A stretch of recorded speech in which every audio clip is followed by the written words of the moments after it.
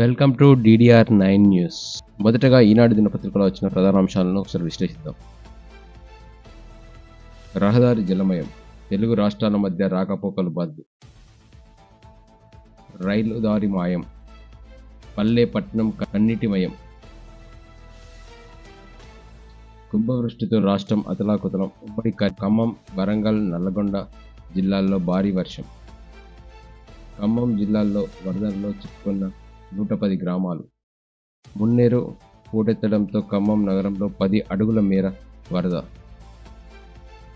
నల్గొండ జిల్లా కోదాడలో పలు కాలనీలు జలదిగ్బంధం. మహబూబాబాద్ జిల్లాల్లో 2 చోట్ల, సూర్యాపేట జిల్లాల్లో 1 చోట కోతకు గురైన రైల్వే ట్రాక్. నాగార్జున సాగర్ ఎడమ కాల్వకు 3 చోట్ల గన్లు. మునిగిన భక్త రామదాసు పంప్ హౌస్. పెద్దబాబు నూతన రింగ్ బండ్కు గండి. 15 మంది మృతి, 5గురికి పైగా గల్లంతు.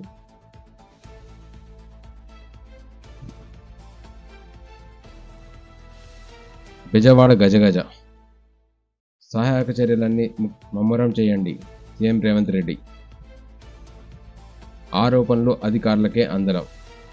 నార్త్ ట్యాంక్స్ డివిజన్ ఇన్ఛార్జి ఈఈకి ఎస్ఈగా పూర్తి అదనపు బాధ్యతలు. ఆదేశాలు జారీ చేసిన నీటిపారుదల శాఖ కార్యదర్శి. సీఎం రేవంత్కు ప్రధాని అమిత్ షా ఫోన్. కేయూ పరిధిలో నీటి పరీక్షల వాయిదా.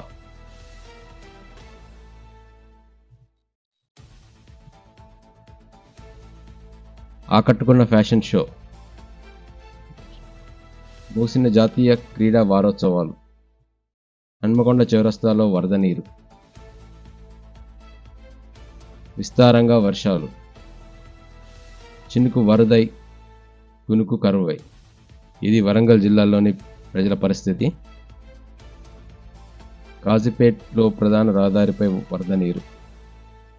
మడికొండ కెనరా బ్యాంక్ ఎదురుగా రహదారిపై నీటి ప్రవాహం. పీచర శివారులో కూలిపోయిన విద్యుత్ స్తంభం.